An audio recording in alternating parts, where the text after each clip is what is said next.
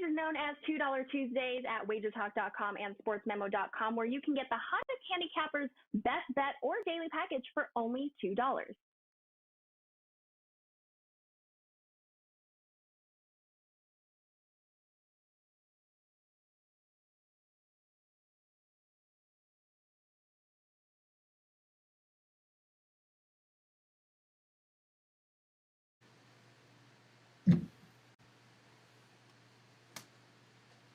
Hey guys, welcome in on a very happy Tuesday. Now here we are, close to the middle of September, the 13th in fact, and we got week 3 of college football upon us, and can't think of two better gentlemen to talk about a few of these games here this week to start it off than Ralph Michaels. Up at the top, he's got his pen and all. Look at that. He's got the pen. He's ready to go. We can read it. And, of course, Mr. Dave Cokin in the house, ready to go here, guys, on a week 3. Oh, look at that. Dave's doing the old, there you go. It's the only problem I could come up with. It's, this is by antioxidant infusion flavored water. I love it, and it's actually pretty good, too, as well. Gentlemen, welcome in. A very happy Tuesday to you. Ralph, interesting week 2, shall we say. Sweat jobs all over the place. We've got, of course, upsets. We've got dogs barking, a whole lot of everything here in just week 2 of college football. Maybe not all the blue bloods like we had last week, but some intriguing matchups this week, especially when it comes to a certain class of teams here that are going to be, well, going from double-digit underdogs in winning to now double-digit favorites, my friend. Talk to me about what we're looking at. Yeah, Joe, well, you brought it up on Twitter today, so of course I had to look it up and give you guys some numbers. 7 double-digit dogs last week. But what's amazing is of those 7, there are 5 teams that won outright as a double-digit dog last week and are now a double-digit favorite. So we're not talking about any of these 3 teams, but I do want to mention, if you love these kind of stats, follow me on Twitter at CalSportsLV, and make sure you check out the TNA segment Kelly and I do. It's not that TNA, it's Trends and Angles that we do for both college football and NFL on Wednesdays. So I went to the database. Since 2017, there have been 53 dogs that won outright as a double-digit dog, and the next week they've been a double-digit favorite. It seemed like a logical fade position, and it clearly has been. Those teams have gone 36.5% against the spread. So in the mix to fade this week, App State against Troy, Washington State against Colorado State, and Marshall against Bowling Green. There's also 2 FBS FCS games, Duke against North Carolina A&T, and Middle Tennessee against Tennessee State. And I don't have the numbers in front of me, but when I went to dogs of 13 or more that are now favorites of 13 or more, it even dropped to a lower win percentage. So keep that in mind this week. You have that big high one week, it's tough to win as a big or cover as a big favorite the next week. I don't know if it made a difference, Ralph. Home, away. I know App State's home is a double-digit favorite. I believe Washington State is. I think Marshall's on the road again. What did you happen to remember if it made any difference, home or away, the next game? It was actually a little better away, but only by 1% or 2. So I didn't even bring the numbers out to quote. Once I get to the 5% variance, right. I make a point of it, but this one was within that variance. Great stuff, guys. All right, good deal. And Dave, we've got a couple of best bets already up and ready to go at your page, and I believe there's such good bets. They're $9 right now. You've made them available again, even still today at your page. 2 best bets, Dave Cokin at wagertalk.com. What else you got going on, Dave? I just posted a free play, which is a 3% client selection, and it's one of the games we're going to talk about here on the show. Ooh. So you'll be getting client play here as the best bet. And good start in the NFL. I went 3-1. Great day. Profitable day. And here we go again, guys, looking for week 3 in college football. We're going to start, well, in a couple of days here. How about Florida State taking on Louisville here? 2.5 as the Seminoles open up and a 56 as that opening total. That'll be on the 16th, and 3 days from now, guys, 7:30 Eastern. Hard to believe, but Florida State, they win this game, Ralph. This is their best start since 2015. It's kind of hard to believe. It's been a long time since Florida State has been a team people feared here in the ACC. Nice bounce back by Louisville. How do you look at this game? Well, they're still not a team to be feared, but at least it looks like they're headed in the right direction. You know, I look at Cunningham for Louisville. I'm going like, you know, this isn't the Malik Cunningham from last year. Obviously, you know, he struggled running the ball against Syracuse. What happens? A 24-point loss. He does rush for 121 yards on 17 carries against UCF, and they get the win. The UCF win, you know, they had a nice yardage edge, but UCF had 2 long touchdown plays called back on holding penalties. So the game really could have gone the opposite way. I look at this game, and am I impressed with Florida State? Well, they get a small check mark for me. They did what they had to against Duquesne. A couple guys got a little bit of action, got their feet wet. Against LSU, they did what they had to. But if I'm impressed by one thing with Florida State is they got pressure with their 4 defensive linemen against the Tigers. They had 4 sacks, I think 5 or 6 TFLs, a bunch of QB hurries without having to blitz. If you can rush 4 guys and get pressure, that allows you to have a spy against Malik Williams. He was 16 of 34, hasn't thrown a touchdown pass. Florida State's got some young guys that are high recruits in the secondary. So I do not trust Florida State as an away favorite to this point. I do not trust Louisville passing the ball against this defense. I think Florida State can spy Malik. So my clear position in his play is going to be under the 56. Under a 56. All right. Florida State defense certainly has been impressive, Dave, but I do believe they just lost their second starting offensive lineman, which has got to be a little concerning if you like Florida State here. What do you think we get from them? Well, I don't care about the Duquesne game, and I still think Florida State got lucky against LSU. Tigers did not play well early in that game, came on. Brian Kelly still should have gone for 2 at the end of the game. 99-yard drive, got Florida State completely gassed and rattled on defense, and he tries to kick an extra point for overtime. Terrible decision, and we'll never know, but I think Florida State got out of there lucky in that game. I'm not impressed with Louisville. Terrible game against Syracuse. They were just dominated. And last week, quite frankly, I think UCF kept them in the game with their mistakes. And I'll give Louisville credit. They played better in the second half and did well at crunch time and got the win. But I don't know how big that win is. I'm not real sold on Central Florida. Malzahn, to me, he's a great assistant. I don't think he's much of a head coach, to be quite frank. I'm not buying this Louisville team. I'm not really buying Florida State either. And they have a very poor track record on the road under this coach.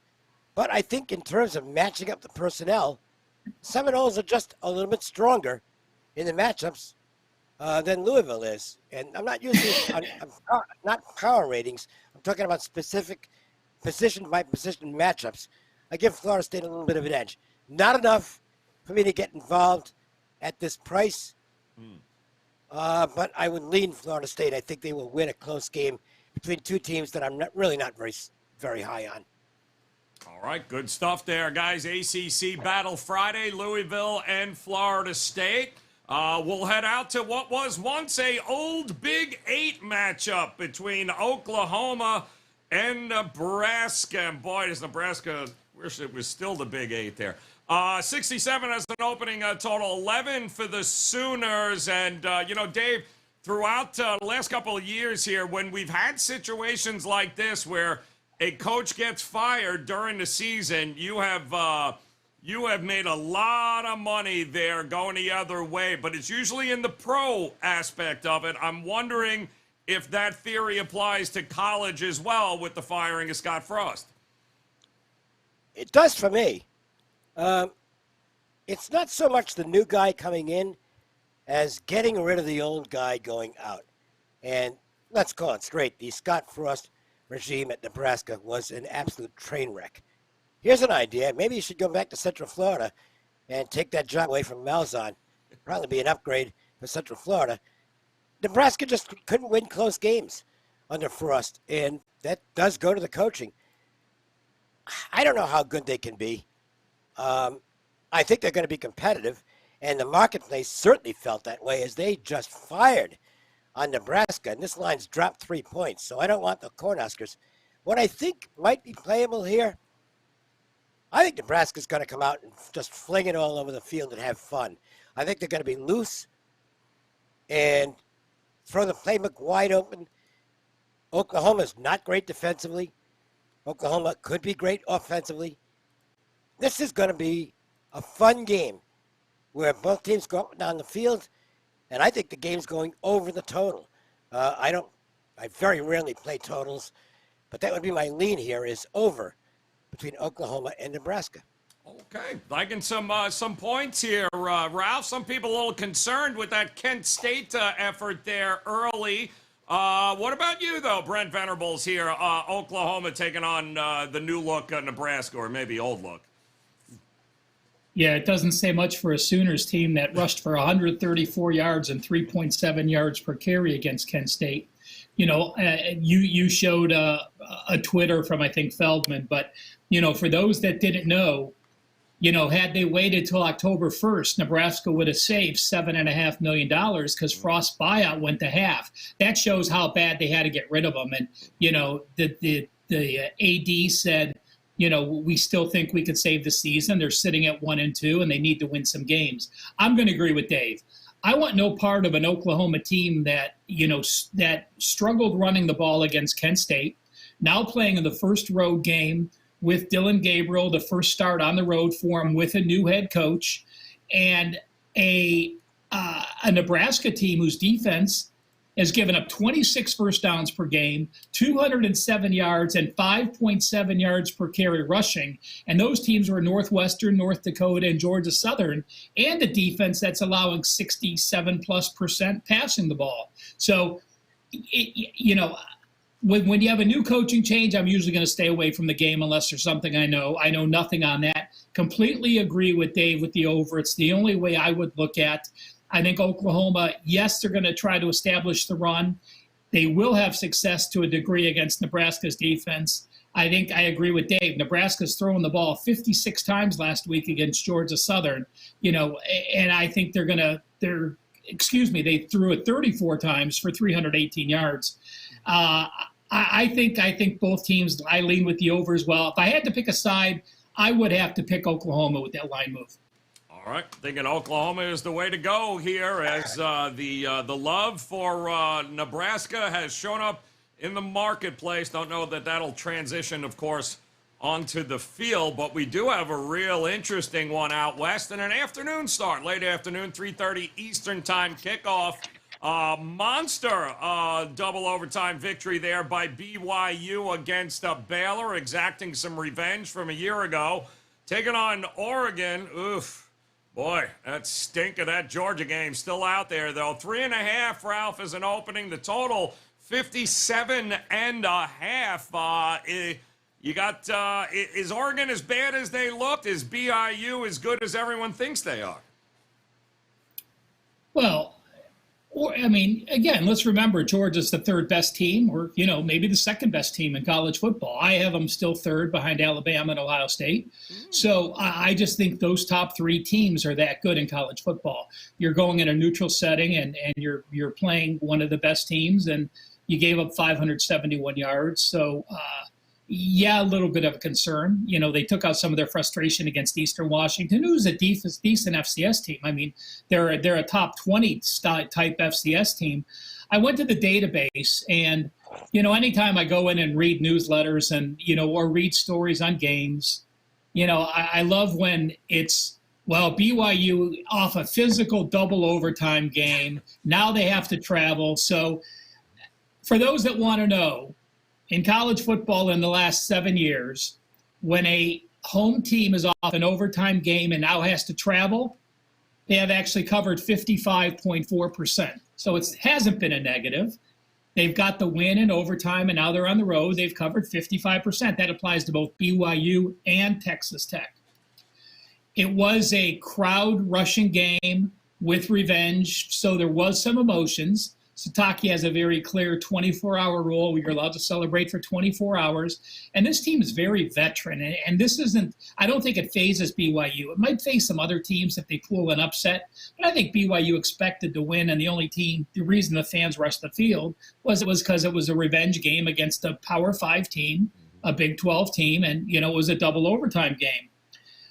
When I look back at BYU last year, remember, they had a huge win against Utah early in the year, which snapped a 9-game series losing streak. And the next week, they played a ranked Arizona State team. What did they do? They won 27-17.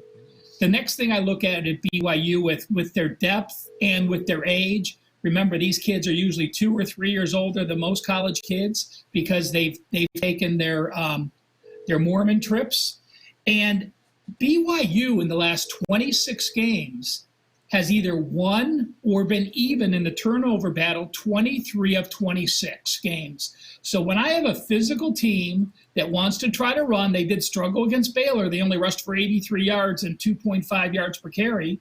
But Hall is a quarterback who doesn't turn the ball over, 6 interceptions in the last 2 seasons, and a team that can slow down the pace.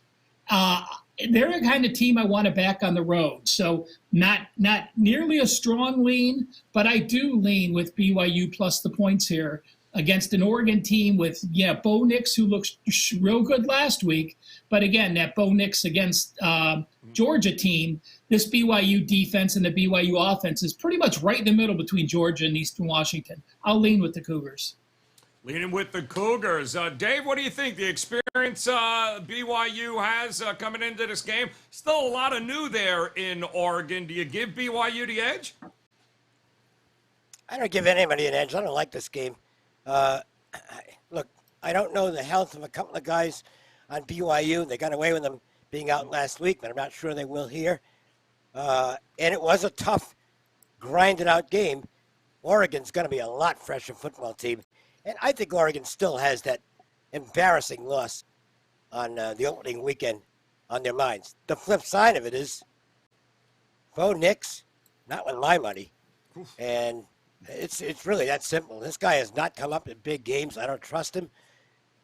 So I'm kind of in no man's land here. I think the spot favors Oregon. I'm not sure that I can trust Bo Nix to get it done, and I'm certainly not going to lay more than a field goal. So I'm staying out of this one. I'll give you an analysis on my best bet. We're coming up to that portion of the show, and that'll actually be a game I am betting this week. All right, good stuff there. All right, BYU trying to continue from the independent path here. Can they get it done? Got to take down Oregon here. 3:30 Eastern time, not a late game, guys, on Saturday. That'll be the late afternoon games. All right, so when we put it all together here, we start off a week 3 here, Ralph. And Dave, actually, I'll come back to you here. You mentioned it. Best bet situation here. Talk to us about a game you like a little bit more than the rest. Well, consider me more, because my free plays are always actual client selections. This is a 3% play, and we're going to look at the game between Miami and Texas A&M. A&M currently a 5.5-point favorite. I'm going to be on the dog. Let's first look at A&M. They're off a terrible loss to App State, and they've shown no pop on offense. Jimbo Fisher can't seem to get a quarterback who can run his system, if his system's any good. Maybe they figure things out this week, but I'm not willing to bet that they will. And here's the thing. The A&M defense is supposed to be their strength. Most people have them rated as a top 10 defense. But sure wasn't last week against App State. They could not get off the field. Their third down defensive conversions that game were horrible. So they've gone from a team that at least was looked upon as a playoff contender to start the season to basically an also-ran at this point. I mean, it's early, so they can run off a whole bunch of wins and get back in it, but I don't know if their mindset's real good at this point. Miami was a loser with me on Saturday. I laid the points against Southern Miss, but I had the right side in the football game. It was a weird matchup.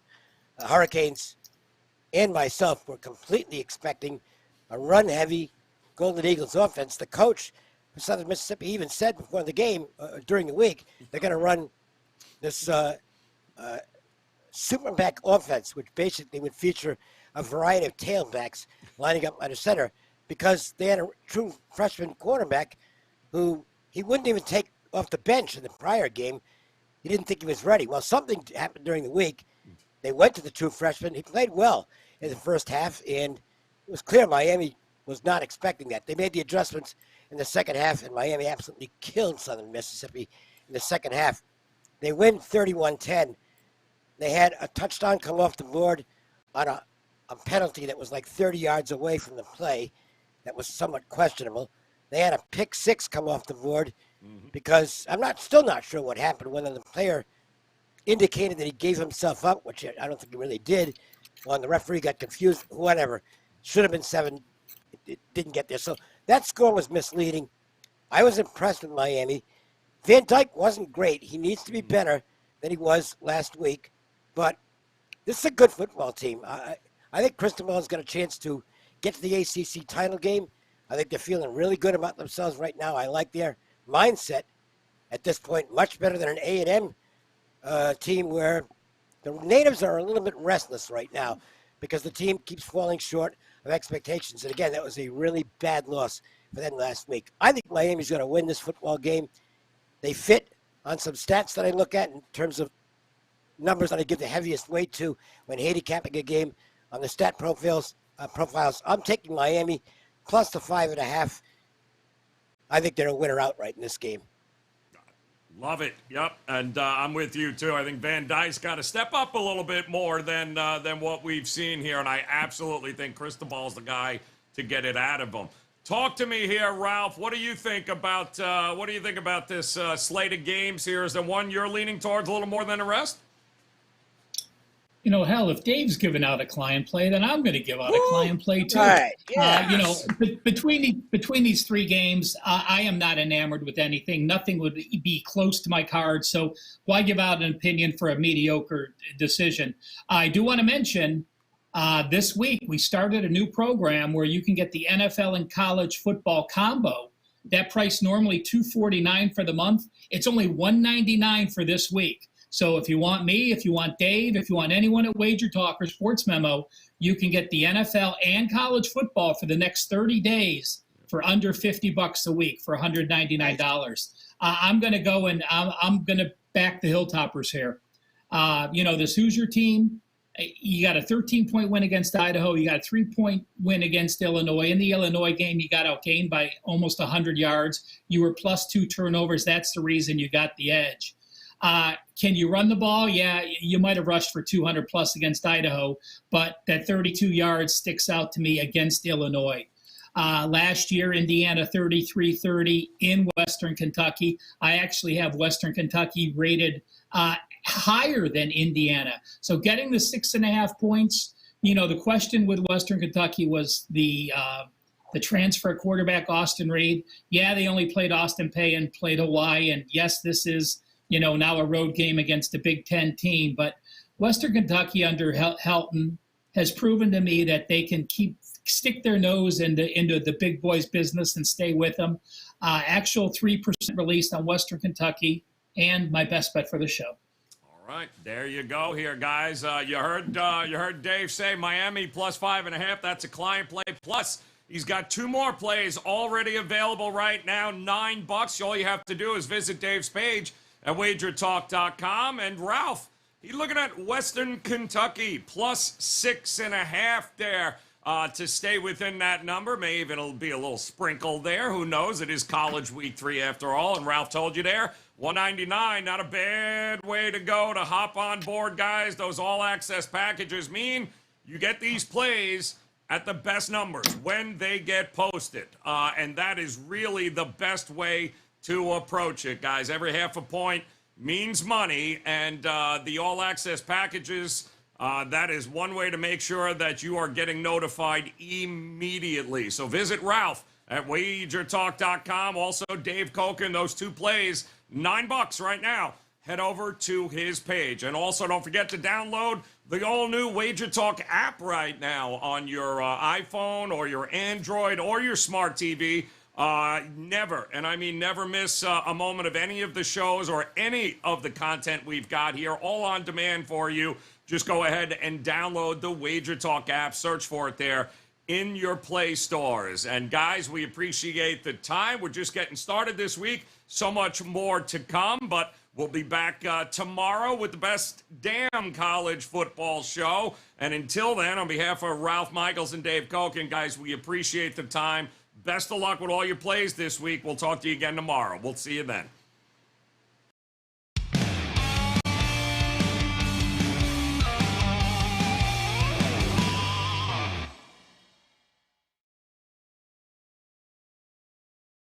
Ready to take your favorite Wager Talk handicappers wherever you travel this football season?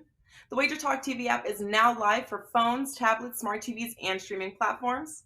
Tune into your favorite shows like Wager Talk Today, Bet On It, and the Opening Line Report, plus browse through our extensive library of sports betting tips. Create your personal playlist of betting tip videos to help you prepare for the upcoming season, and set notifications to alert you when new content is added. Download the app for Apple, Android, Amazon, and Roku devices by searching for Wager Talk TV, or scan the QR code on your screen to join the winning conversation today.